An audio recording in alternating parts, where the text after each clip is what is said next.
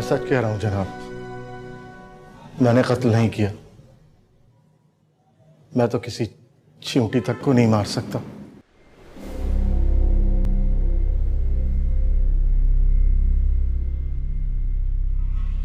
देखो, तुम्हें मुझसे कुछ छुपाने की जरूरत नहीं है।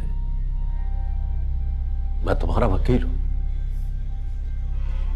मेरी बात पे यकीन कीजिए जनाब, मैं बिल्कुल सच कह रहा हूं। मैं कसम खाने तक को तैयार। देखो, ऐसी कस्में मैं सैकड़ों मुजरिमों के ज़बान से हजारों बार सुन चुका हूं। चलो, मैं मान लेता हूं कि तुम बेकसूर हो। तुम्हारे पास अपनी बेगुनाही का क्या सबूत है? कोई ना कोई सबूत तो तुम्हें फराहम करना ही पड़ेगा, तभी तुम बच सकते हो। सबूत? कैसा सबूत जनाब? कानूनी मामलात में बिल्कुल कोरा हूं मैं। एक छोटा मोटा अदीब हूं। कभी इस मौजू पे कहानी लिखने और समझने का इत्तेफाक ही नहीं हुआ।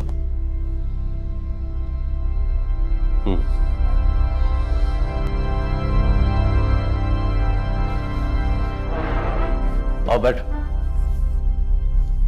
बैठो।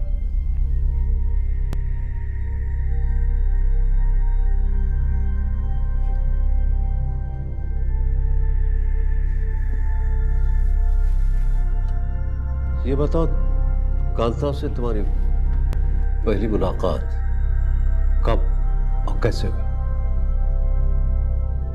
जनाब, मेरी कांता से मुलाकात 2 साल पहले हुई थी। मेरा एक बहुत पुराना दोस्त है नरीश, मुसन्निफ है वो, उसी के घर पे हम मिले थे। ऐसी? फिर कांता से इतनी गहरी दोस्ती कैसे होगी तुम्हारी? कांता शुरू से ही मेरी परिस्तार थी। उसे मेरी कहानियां भी बहुत पसंद थी, इसीलिए उसके बाद भी हमारी मुलाकातें होती रही। क्या उस वक्त तुम्हें यह मालूम था कि कांता एक बेवा औरत है और उसके पास बहुत दौलत है? जी हाँ, मालूम था मुझे। कांता से तुम्हारा तारुफ नरेश ने खुद करवाया था या तुमने ख्वाहिश जाहिर की थी? जहां तक मुझे याद पड़ता है, मैं खुद ही उससे अपना तारुफ कराना चाहता था। वो मेरी परिस्तार थी और नरेश भी अक्सर उसका जिक्र किया करता था। ऐसे?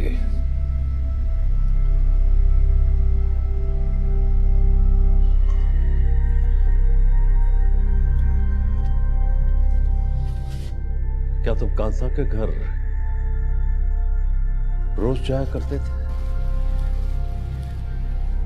जी नहीं, 2-4 दिन बाद जाया करता था और अक्सर कभी खाना भी वहीं खा लिया करता था। ऐसे? इस दोस्ती की नोयत क्या थी? क्या वो तुम्हें पैसे भी दिया करती थी? जी हाँ जनाब, कभी कभी 100-50 रुपए दे भी दिया करती थी, कर्ज के तौर पर। अब तक तुमने कांता से कितने पैसे लिए होंगे, कुछ याद है? जी नहीं, मेरी आमदनी बहुत कम है जनाब। एक मामूली अदीब हूं मैं। इसका जो भी मुझे पैसे मिलते हैं वो मेरे घर में ही खर्च हो जाते थे, इसलिए कर्ज नहीं लौटा पाता था मैं उसका। अच्छा, तुमने मजबूरी तौर पर कांता से कितने पैसे लिए होंगे? यही कोई 700-800 रुपए होंगे जनाब। अब एक बात बताओ, क्या तुम्हारे ताल्लुकात कांता के साथ सिर्फ दोस्ती तक महदूद थे? जनाब, आपका ख्याल बिल्कुल गलत है। बचपन में ही मेरे माँ बाप इस दुनिया में मुझे अकेला छोड़ के चले गए थे। ना ही तो मेरी कोई बहन है और ना ही मेरा कोई भाई। मैं उसको बिल्कुल अपनी बहनों की तरह समझता था और वो भी मुझे अपना भाई ही मानती थी। तुम्हारी शादी को कितना अरसा हो गया? 6 साल हो गए जनाब। बच्चे? जी नहीं। क्या तुम अपनी बीवी को लेकर कभी कांता के घर उससे मिलाने ले गए थे? जी नहीं। तुम कहते हो कि वो तुम्हारी बहन बनी हुई थी, तो फिर अपनी बीवी को उससे मिलाने उसके घर क्यों नहीं लेकर गए? दरअसल जनाब, मेरी बीवी ने कभी कांता से मुलाकात की ख्वाहिश जाहिर नहीं की और कभी कांता ने भी उसका जिक्र नहीं किया। हम लोग तो सिर्फ अदब पर ही गुफ्तगू किया करते थे। घरेलू उमूर में हमारी कोई दिलचस्पी नहीं थी। आज आपका ये सवाल सुनकर मैं खुद भी बहुत हैरान हो रहा हूं जनाब, मगर मैं सच कह रहा हूं। क्या तुम्हें मालूम है कि कांता अपनी सारी दौलत तुम्हारे नाम कर गई है? जी।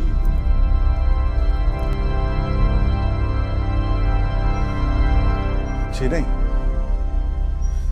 मुझे तो इस बात का पहली बार इल्म आपके जरिए ही हो रहा है।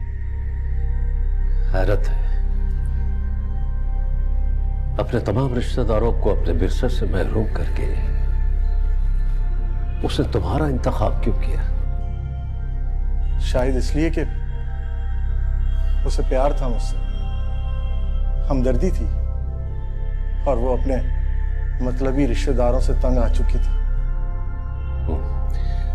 मैंने सुना है तुम अक्सर रात 11 बजे तक कांता के घर रहा करते थे और अपनी मुलाजिमा को वो किसी न किसी बहाने बाहर भेज दिया करती थी और तुम दोनों घर में अकेले रह जाते थे।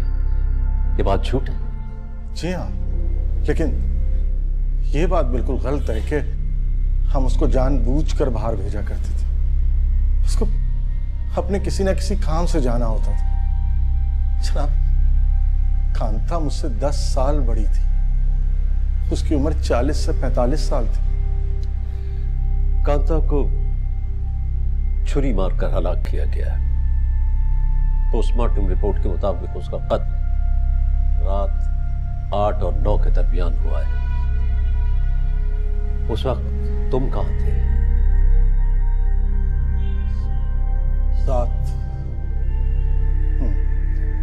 7 बजे तक हम साथ रहे। उसके बाद मैं सीधा घर चला गया। उस वक्त शायद 7:30 या 8 बजे होंगे। फिर मैं घर से नहीं निकला। क्या तुम कोई ऐसा गवाह पेश कर सकते हो जो ये कह सके कि 7:30 के बाद तुम अपने घर से बाहर नहीं निकले? मसलन तुम्हारा कोई मुलाजिम या कोई पड़ोसी जो ये कहे कि तुम अपने घर में थे उस वक्त। गरीब आदमी हो जनाब,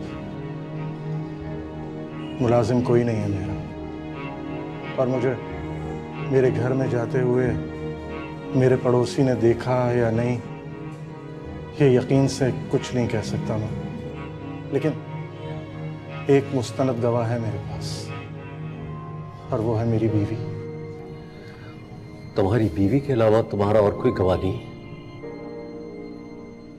जी नहीं। तुम्हारी बीवी क्या तुम्हें बहुत चाहती है? बहुत इश्क करती है जनाब, जनून की हद तक। वो एक स्टेज की बहुत अच्छी अदाकारा थी।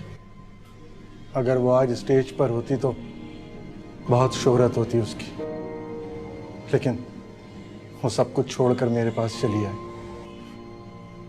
अगरचे मैं उसे आराम नहीं दे पाया, लेकिन फिर भी उसके प्यार में कोई कमी नहीं है।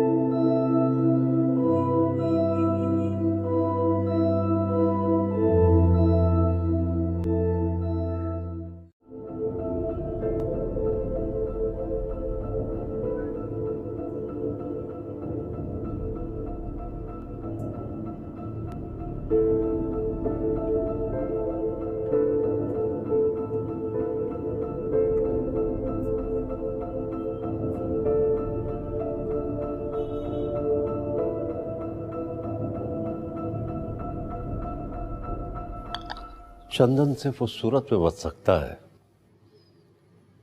जब ये साबित हो जाए कि वाकये वाले रोज वो शाम 7:30 बजे के बाद घर से बाहर नहीं निकला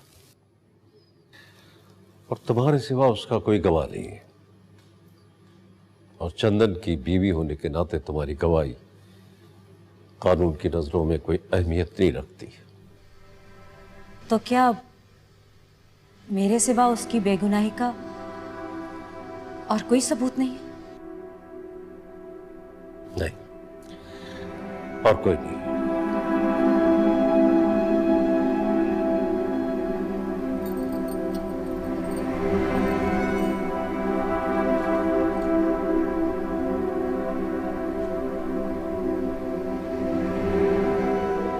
उसे सजा होगी, फांसी की सजा, यही ना? उसे फांसी के तख्ते पे चढ़ा दिया जाएगा। एक मुजरिम अपने अंजाम को पहुंच जाएगा। ठीक है, उसे यही सजा मिलनी चाहिए। उस दिन जो कुछ हुआ, क्या तुम उसकी तफसील बता सकती हो? उस दिन चंदन रात 9 बजे के बाद घर आया था। उसकी कमीज पे खून के धब्बों के निशान थे। उसने आते ही कमीज उतारी और आग में झोंक दी और फिर मेरे पास आया और मुझे कहने लगा कि आज से हमारी मुफलिसी के दिन खत्म हो गए। और वो कांता अपनी सारी दौलत उसके नाम कर गई।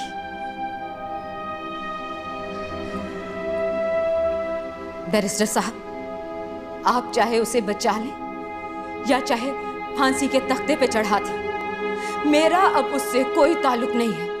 मैं उससे नफरत करती हूं। तुम जो कुछ कह रही हो,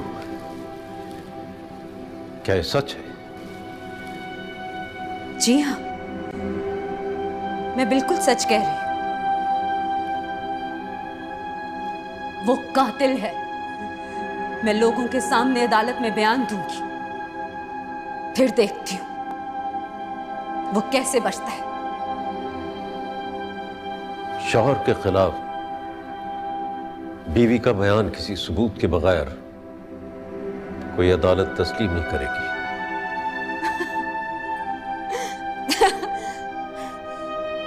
शौहर? कैसा शौहर? वो कमीना मेरा शौहर नहीं है।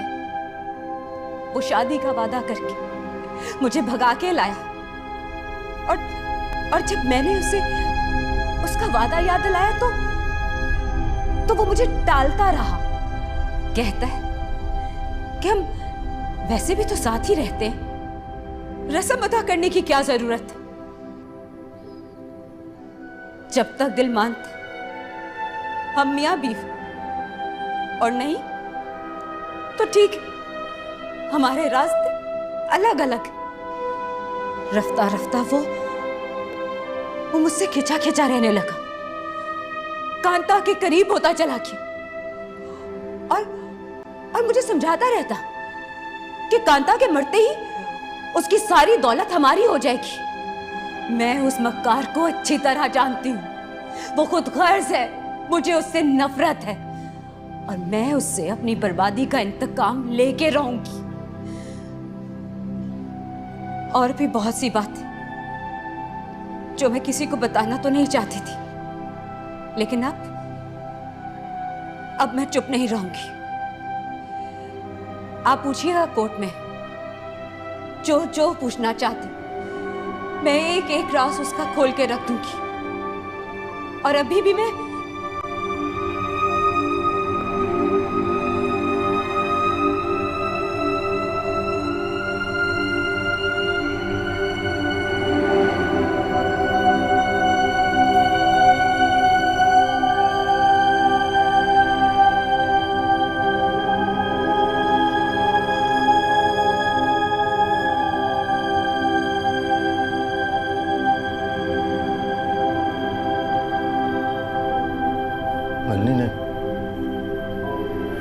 बारे में ये सब कुछ कहा? मैं नहीं मान सकता जनाब। वो ये सब कुछ कह ही नहीं सकती मेरे बारे में। कोई गलत फहमी हुई है आपको। आप नलनी से ही मिले थे ना, मेरी बीवी से। गलतफहमी मुझे नहीं चंदन, गलतफहमी तुम्हें है। तुमने कहा था तुम्हारी बीवी तुम्हें बहुत चाहती है। अगर वो तुम्हारी बीवी है, लेकिन तुमने मुझसे झूठ बोला है। हकीकत यह है कि उसके दिल में तुम्हारे लिए नफरत के सिवा और कुछ नहीं है। मैंने आपसे झूठ नहीं कहा था जनाब।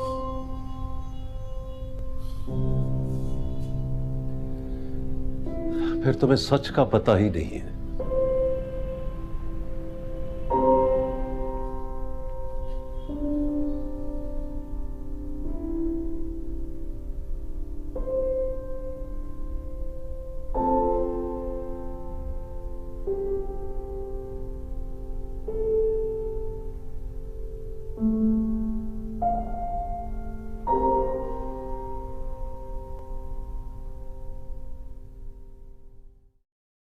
सर, केस को आपने सेशन कोर्ट में मुंतकिल करा दिया।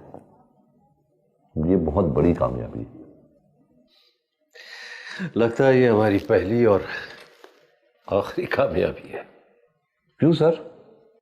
महेंद्र कोई भी केस लेने से पहले एक अच्छा लॉयर ये जरूर देखता है कि उस केस को जीतने के कितने चांसेस हैं। अगर तुम बड़े लॉयर बनोगे तो उसका बहुत दारोमदार तुम्हारी सलाहियत पर होगा, याद रखना। जी सर, लेकिन ये केस मेरे एक दोस्त की भरपूर सिफारिश पर आया है और मुझे यकीन है कि चंदन बेकसूर है। यकीन सिर्फ सबूत की बुनियाद पर होना चाहिए, और मुश्किल यह है कि सारे सबूत चंदन के खिलाफ है। वसीयत भी उसके नाम है। कत्ल के वक्त उसका कांता के घर पे ना होने का कोई सबूत भी नहीं है उसके पास। उसकी बीवी का बस चले तो बगैर मुकदमे ही कि उसे फांसी के तख्ते पर लटकवा दे। इन हालात में चंदन को मैं तो नहीं, भगवान ही बचा सकता है। सर, फिर भी मेरा दिल कहता है कि वो निर्दोष है। मैंने आज तक किसी जज को किसी की दिल की आवाज सुनते हुए नहीं देखा Mahendra. They need solid evidence, solid evidence. Sir, मैं केस पे पूरी स्टडी और रिसर्च करता हूँ और सबूत और गवाह की खोज में लग जाता हूँ। वैसे भी आप आज तक कोई केस नहीं हारे सर। लगता है इस दफे जरूर हारूंगा। मुझे खुद पता नहीं चल रहा है कि उदास और मासूम लगने वाला चंदन वाकई मासूम है, बेकसूर है, या किसी सोचे समझे मंसूबे के तहत उसने कांता की कुर्बत हासिल की, फिर उसकी दौलत। तारीख 4 दिन बाद की है। मैं इस पर दिन रात एक करता हूँ सर।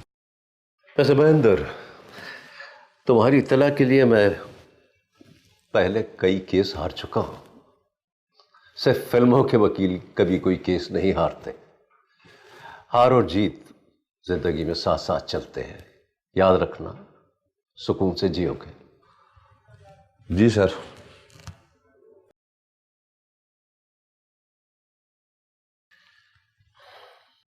सर, मैं आपको ये एक खत देना भूल गया था। कैसा खत? एक औरत दे गई है, इंतजार करना नहीं चाहती थी। कह रही थी कि ये बैरिस्टर विजय कुमार साहब को दे दीजिएगा। कोई निजी नौयत का लगता है। ओ, कैसी औरत थी? उसकी शक्ल सूरत क्या हुलिया था उसका?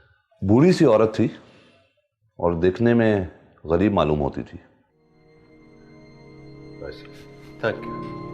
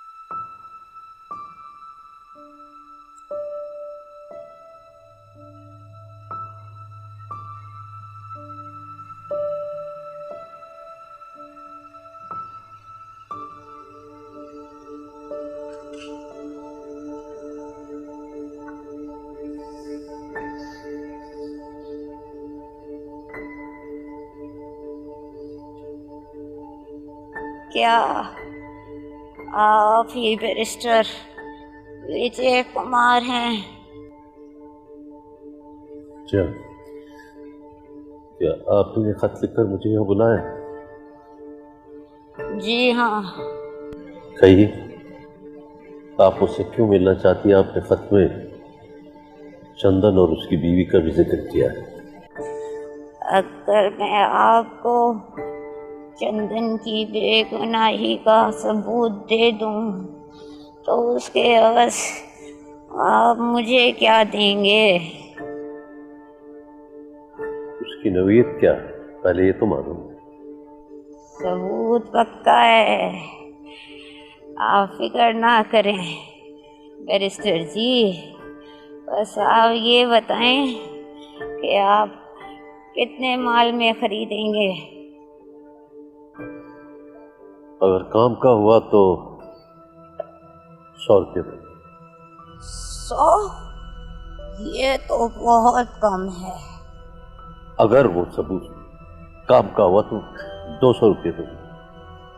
नहीं, मैं तो 500 लूंगी। 500? 200 रुपये तो मेरी कुल फीस है। 500 रुपये तो मेरे पास है भी नहीं, चलता हूँ। अच्छा, 200 ही दे देना। मुझ गरीब का भी भला हो जाएगा और तेरा भी भला हो जाएगा। सबूत पक्का है और मेरे हाथ में है। खत दिखाओ।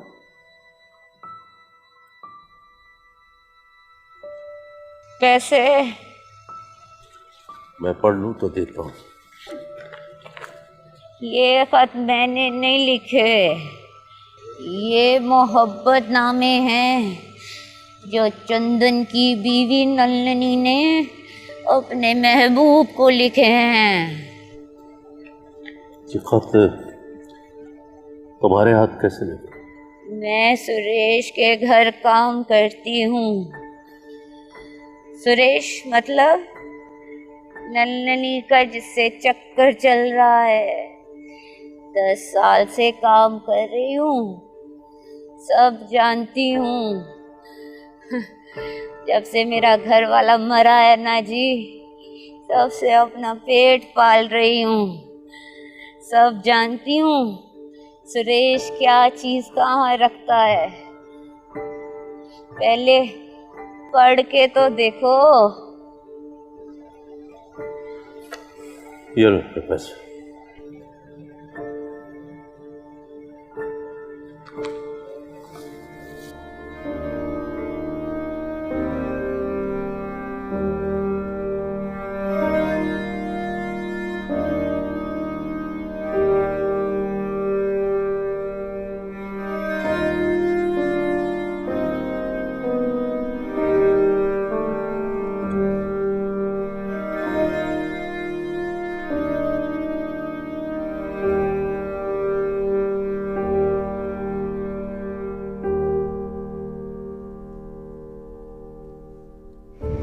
प्यारे सुरेश, तुमसे मिलने को बेताब थी, लेकिन वो कामचोर 3 दिन से घर से बाहर ही नहीं निकला।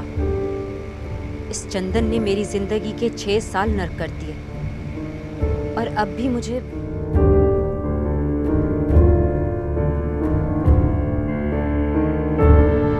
कल रात 7 बजे चर्च स्टेशन के बड़े दरवाजे पर वक्त पर पहुंचना। मुझे रात को बड़ा डर लगता है उधर, मगर तुमसे मिलने किसी भी दरिया, किसी भी आग को पार कर सकती। तुम मेरे लिए। प्यारे सुरेश, चंदन को गिरफ्तार किया जा चुका है। अब हमारा रास्ता साफ हो गया। उसने बयान दिया था कि वो कत्ल वाली रात को 7:30 बजे के बाद घर ही पर रहा था। गवाही के तौर पर उसने मेरा नाम लिया था। लेकिन मैंने उसके खिलाफ बयान देते हुए कहा कि वो रात को 9 बजे घर आया था और उसकी कमीज पर खून के धब्बे नजर आ रहे थे। मेरे बयान पर किसी ने जरा सा भी शक नहीं किया। सच्ची बात तो ये है कि उस रात चंदन 7:30 बजे घर आया और उसके बाद वो बाहर नहीं निकला, लेकिन उसके पास कोई ठोस सबूत नहीं था। मैं तुम्हें पाने के लिए उसके खिलाफ गवाही दूंगी। चंद दिनों के बाद उसे फांसी की सजा सुनाई जाएगी। उसके बाद हमारे दरमियान तमाम फासले खत्म हो जाएंगे।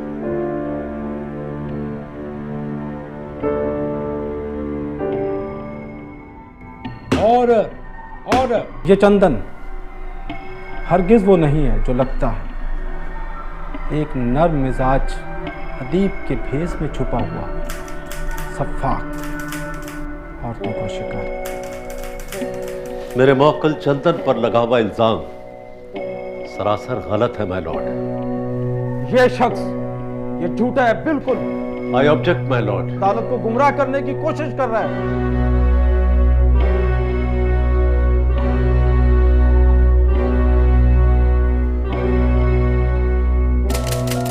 मैं मुल्जिम की बीवी नलिनी से कुछ सवालात करना चाहता हूं माय लॉर्ड।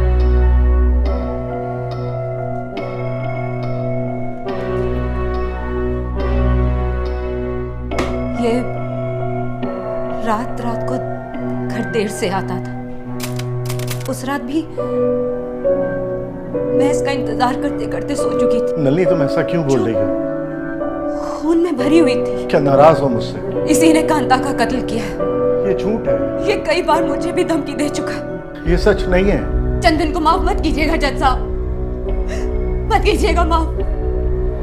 चंदन की बीवी की गवाही कत्ल के इल्जाम से भी ज्यादा गंदी और घिनौनी साजिश है माय लॉर्ड। नलिनी, क्या तुम सुरेश नामी किसी शख्स को जानती हो? क्या तुमने सुरेश को प्यार भरे खतूत नहीं लिखे? ये खत तुमने लिखे, ये हैंड राइटिंग भी तुम्हारी है। एक्सपर्ट्स की रिपोर्ट भी यही कहती कि ये राइटिंग तुम्हारी है। ये खत बुलंद आवाज में पढ़कर अदालत को सुनाओ। ठीक है, मैं ही सुना देता हूं। माय लॉर्ड, इस केस की अहम तरीन गवाह नलिनी अब तक झूठ बोलती रही है। ऑब्जेक्शन माय लॉर्ड, इस केस का चंदन की बीवी के चाल चलन से क्या ताल्लुक है? Over ruled. मैं पहले भी कह चुका हूं माय लॉर्ड, वो तमाम खतूत नलिनी के खुद लिखे हुए। इन तमाम बातों की रोशनी में अब मजीद किसी सबूत की जरूरत नहीं रही माय लॉर्ड। मैं अदालत से दरखास्त करता हूं मेरे मौक्किल चंदन को बाइज्जत बरी किया जाए। तमाम गवाहों के बयानात और वकीलों की जरा को मद्देनजर रखते हुए ये अदालत इस नतीजे पे पहुंची है कि चंदन मुखर्जी बेगुनाह है। लिहाजा ये अदालत हुक्म देती है कि चंदन मुखर्जी को बाइज्जत बरी किया जाए।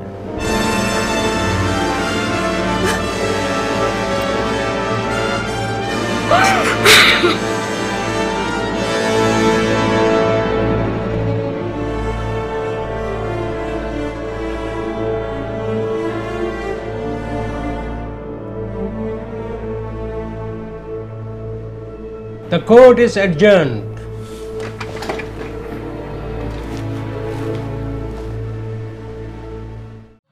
सर ये यहाँ पे साइन। सर इस दफ़ा मेरे दिल की आवाज़ सच हो गई और कभी सोचा नहीं था कि सबूत और शवाहिद इस तरीके से आपके हाथ आ जाते हैं। और मैं सोच रहा हूँ कि रोज़ रात को विक्टोरिया पार्क में जाके 1 घंटा रोज़ गुजारूं। कोई बुलाए तो जाना, मुझे बुलाया गया था। जी सर। वैसे क्या उस बूढ़ी औरत ने दोबारा से रब्ता किया आपसे? नहीं, अब वो क्यों रब्ता करेगी? बस उसने अपना काम कर दिया, पैसे लिए और चली गई। लेकिन ये केस मुझे बहुत महंगा पड़ गया है। मेरे 2 केसों की फीस निकल गई इसमें।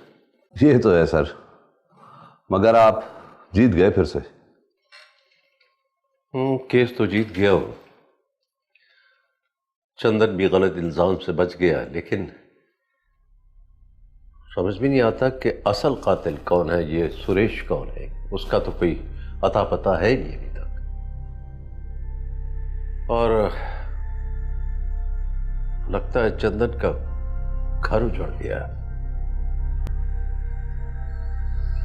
और कुछ बातें ऐसी है जो मैं समझ नहीं पा रहा हूं, ना ही मैं समझ पा रहा हूं, ना ही उन्हें बयान कर पा रहा हूं। I don't know. सर वो नल्ली पे जज साहब ने तो कार्रवाई करने का हुक्म दे दिया था। कह रहे थे कंटेम्प्ट ऑफ कोर्ट का मुकदमा किया जाएगा उस पर। बड़ी मुश्किल से माफी तलाफी कराई है उसकी। लेकिन सर बड़ी अजीब औरत है, किस तरह उसने कोर्ट के अंदर साफ झूठ बोले। हाँ सर, इससे पहले कि मैं ये भूल जाऊं, एक ये लिफाफा मिला, नाम कोई नहीं था इस पे। ऑफिस में कोई नीचे से शायद आपके लिए सरका गया है। फिर क्या है इसमें?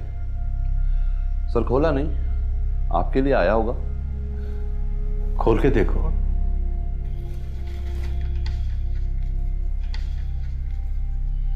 सर पता नहीं क्या हो रहा है, हम वकील हैं या सुराख रसां।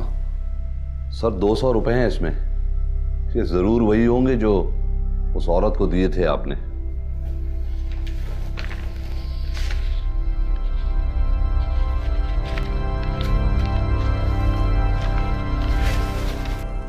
आप? नल्ली तौलिया कहाँ है मेरा, और कंघा भी नहीं मिल रहा मुझे। अरे जनाब आप आइए आइए प्लीज। आपने क्यों तकलीफ की जनाब? मैं तो खुद ही आपके दफ्तर आने वाला था। देखिए ना, मैंने तो अभी तक आपसे आपकी फीस के पैसे तक नहीं पूछे। बस ऐसा ही हूं मैं, क्या बताऊं। साहब, आपको आपके पैसे मिल गए? तुम्हें तुम्हारा पति मिल गया? जनाब इसने मुझे ये सब कुछ कोर्ट के बाहर उस वक्त बताया जब मैंने इससे कहा कि मैं अब इस घर कभी वापस नहीं आऊंगा। कह रही है जनाब कि इसके अलावा कोई रास्ता ही नहीं था। मैं खुद दंग हूं अभी तक। इतना बड़ा धोखा, अफसाने तो इसको लिखने चाहिए जनाब। मैं तो बस यूं ही झक मारता हूं। साहब, आप तो जानते ही होंगे कि मैं थिएटर में काम कर चुकी हूँ। आवाज़ बदलने और भेस बदलने में मुझे ज़्यादा मुश्किल पेश नहीं आती। इसीलिए मैं बुढ़िया बनकर आपसे बाग में मिलने आई थी। मगर क्यों? उस रोज़ आपने ही तो कहा था कि शौहर की हमायत में बीवी की गवाही को अदालत कोई अहमियत नहीं देती, उसकी गवाही कोई वजन नहीं रखती। बस इसलिए मुझे ये नाटक रचाना पड़ा। और मैंने सोचा कि अगर मैं ही चंदन के खिलाफ सबसे बड़ी गवाह बन जाऊं और मेरी ही गवाही झूठी साबित हो जाए तो चंदन बच जाएगा। मेरे अलावा इसके पास अपनी बेगुनाही साबित करने का और कोई गवाह नहीं था। और देखिए, आपके सामने मेरा चंदन बच गया। मेरे बुरे वक्त में मेरी अदाकारी की तरबियत काम आ गई। आप भी धोखा खा गए। चुप करो तुम। सर, इसको किसी का लिहाज ही नहीं है, हमेशा अपनी ही मनमानी करती आई है। आप बुरा मत मनाइएगा जनाब, आपका बहुत एहसान है हम पर। मैंने नलिनी की किसी बात का बुरा नहीं मनाया। अपने सुहाग को बचाने के लिए उसने अपनी इज्जत, अपना नाम, सब कुछ दांव पर लगा दिया। तुम्हारी बीवी बाकी तुमसे बहुत मोहब्बत करती है चंदन, तुमने ठीक कहा था। खुश नसीब होता हूं। जी सर। जनाब मैं बस अपना हुलिया ठीक करके आता हूं। तो बिठाओ, चाय बिस्किट का इंतजाम करो।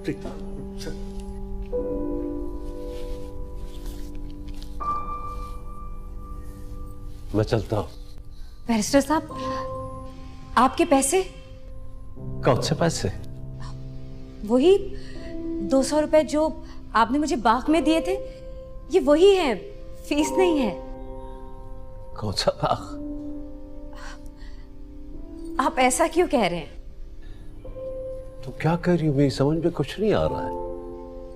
अरे वही जो मैं बुढ़िया बन के आपसे मिलने आई थी। कौन सी बुढ़िया? कैसी बुढ़िया? मैं किसी बुढ़िया से किसी पार्क में नहीं मिला।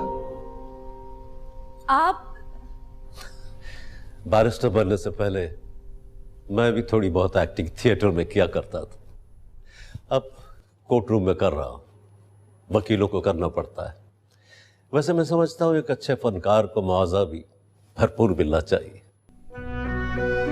कभी चंदन को लेकर मेरे दफ्तर जरूर आना। जीते रहो।